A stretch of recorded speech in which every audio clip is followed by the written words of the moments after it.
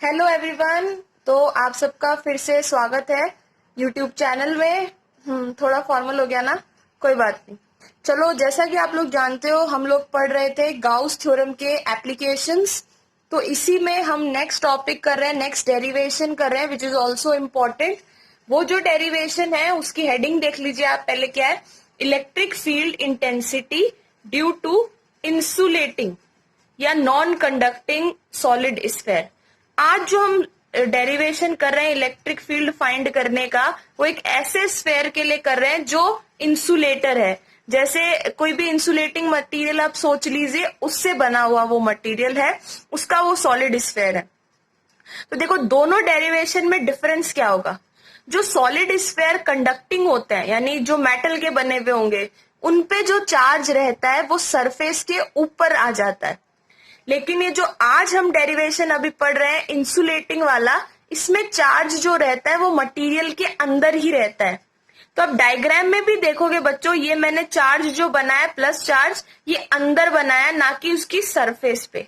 तो दोनों डेरिवेशन के डायग्राम में ये मेजर डिफरेंस है। कंडक्टिंग स्फेयर यानी कि चालक गोले के अंदर चार्ज सरफेस पर आ जाता है, नॉन कंडक्टिंग स्फेयर के अंदर चार्ज अंदर की तरफ ही शो करना होता है। तो जैसा कि आप डायग्राम में देख रहे हैं, हमने एक स्फेयर यहाँ पे ले लिया है, इसकी रेडियस है कैपिटल आर, और इसके ऊपर हमने जो चार्ज दिया है वो है क्यू। तो अब हमें गाउस थ्योरम का यूज करके इसका इलेक्ट्रिक फील्ड फाइंड करना है। तो वही सेम सिचुएशन है, हम 3 पॉइंट इमेजिन करेंगे। तो जहां पे ये इलेक्ट्रिक फील्ड फाइंड करना है वो है पॉइंट पी। ये जो पॉइंट पी है, जैसे कि आपको दिख रहा है, ये पॉइंट पी सेंटर से स्मॉल आर डिस्टेंस पर है। ठीक है, तो हम 3 सिचुएशन इमेजिन करेंगे। सबसे पहली जो हमारी सिचुएशन वो है, वो सेम पहले वाले डेरिवेशन के जैसे आउटसाइड ही लेनी है। तो हमने यहाँ देखिए एक स्फेयर है, उससे बाहर कहीं पे कोई पी पॉइंट लिया है। ये जो पी पॉइंट है सेंटर से स्मॉल आर डिस्टेंस पर है।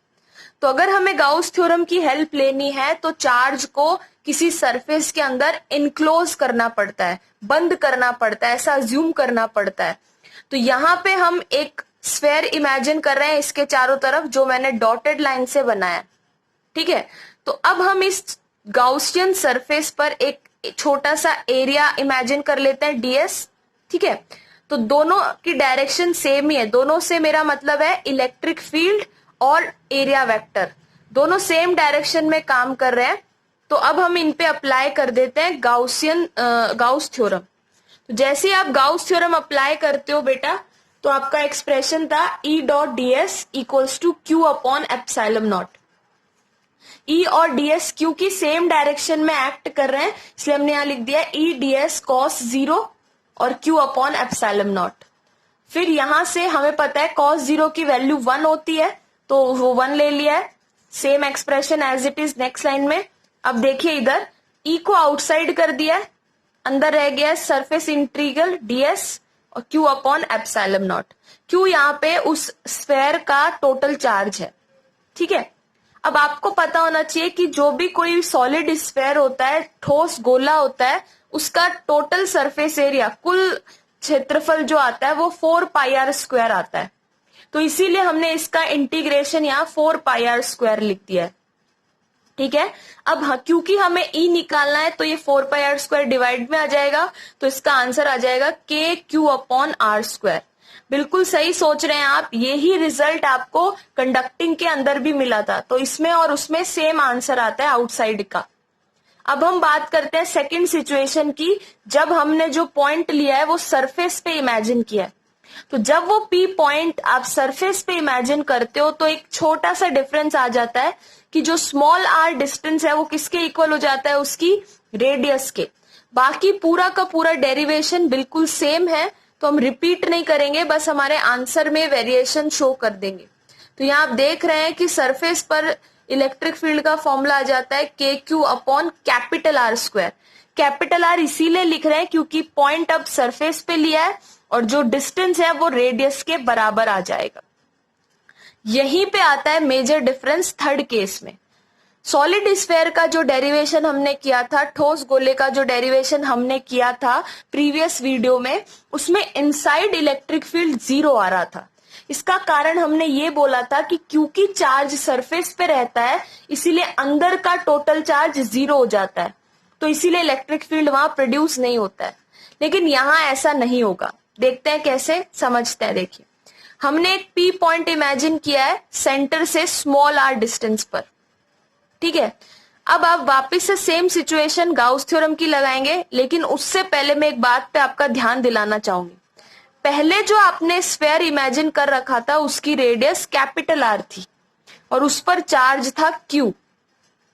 अब आपने उससे एक छोटा रेडियस का एक स्फेयर अंदर इमेजिन किया है, जो आपको यहाँ पे ध्यान से देखिए डॉटेड लाइन से मैंने ड्रॉ किया है। अब क्योंकि आप रेडियस रिड्यूस कर रहे हैं तो ऑफ कोर्स जो चार्ज इसके अंदर है वो भी कम हो जाएगा, तो इसीलिए मैंने इस चार्ज को क्यू डैश से शो किया है यहाँ पे।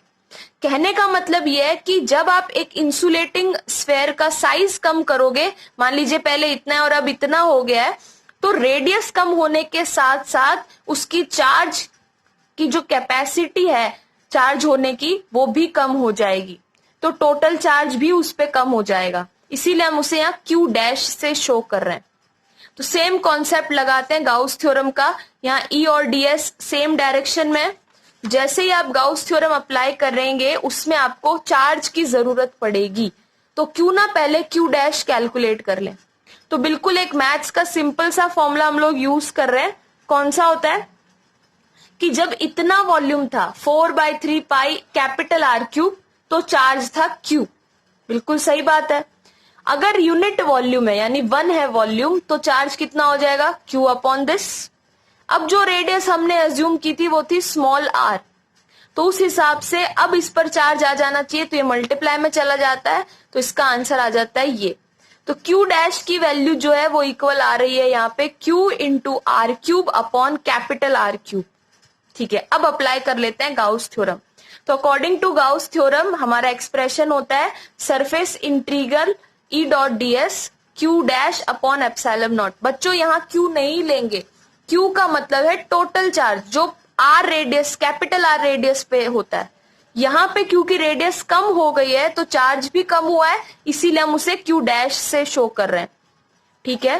फिर सेम स्टोरी, दोनों की डायरेक्शन सेम थी तो एंगल 0 आ गया, तो यहाँ पे हमने ई को आउट कर दिया और ये DS Q dash upon epsilon not. तो अब देखिए नेक्स्ट एक्सप्रेशन में ये जो डीएस का इंटीग्रेशन है वो आ जाएगा 4 पाई आर स्क्वायर, और ये जो क्यू डैश है यहां से हम इसकी वैल्यू यहाँ पुट कर देंगे तो ये एक्सप्रेशन बन जाएगा। फिर 4 पाई इसकी मल्टीप्लाई में चला जाएगा, तो आंसर लास्ट जो हमारा आ रहा है वो आ रहा है के Q R small R upon में कैपिटल आर क्यूब। तो अब ध्यान से देखिए यहाँ पे जो इलेक्ट्रिक फील्ड है इनसाइड एक इंसुलेटिंग सॉलिड स्फेयर के, वो स्मॉल आर के डायरेक्टली प्रोपोर्शनल आ रहा है, लेकिन जो कल हमने डेरिवेशन पढ़ा था उसमें ये वैल्यू 0 के इक्वल आ रही थी। तो बेसिकली अगर आपको कॉन्सेप्ट बनाना है तो इतना ही समझ लीजिए कि सॉलिड स्फेयर में कंडक्टिंग में और इंसुलेटिंग में इतना ही डिफरेंस है कि उसमें इनसाइड में वैल्यू 0 आई थी इलेक्ट्रिक फील्ड की, और इसमें इनसाइड में वैल्यू आती है के Q R upon R Q. और इन सभी डेरिवेशंस में ग्राफ का बहुत रोल है, तो आप तीनों केसेस के ग्राफ ड्रॉ करेंगे। तो जब आप इनसाइड पॉइंट लेते हो तो ई आर के डायरेक्टली प्रोपोर्शनल है, और जब भी डायरेक्टली प्रोपोर्शनल हम लेते हैं किसी चीज को तो स्ट्रेट लाइन बनाना होता है उनका ग्राफ। सरफेस पे आके वैल्यू मैक्सिमम हो जाती है, और जैसे ही आप आउटसाइड मूव करते हो ई जो है वो आर स्क्वायर के इनवर्सली प्रोपोर्शनल हो जाता है, तो ये इनवर्स का ग्राफ बना देते हैं। तो आप ध्यान से इस वीडियो का समझेंगे जो भी कंक्लूजन है, और फिर इसे अपनी कॉपी में नोट्स बना के सॉल्व करेंगे, ठीक है। दोनों के अंदर का कॉन्सेप्ट क्लियर होना चाहिए, बाकी ये दोनों डेरिवेशन बहुत इजी हैं, सेम कॉन्सेप्ट ही बार बार रिपीट हो रहा है। तो आई होप आपको समझ में आ गया होगा इंसुलेटिंग सॉलिड स्फेयर का, यानी कि जिसे हम हिंदी में कह रहे हैं कुचालक ठोस गोले का विद्युत क्षेत्र का फॉर्मूला। तब तक के लिए चैनल पे सब्सक्राइब कर लें ताकि कोई भी नया वीडियो आए आपको अपडेट मिल जाए।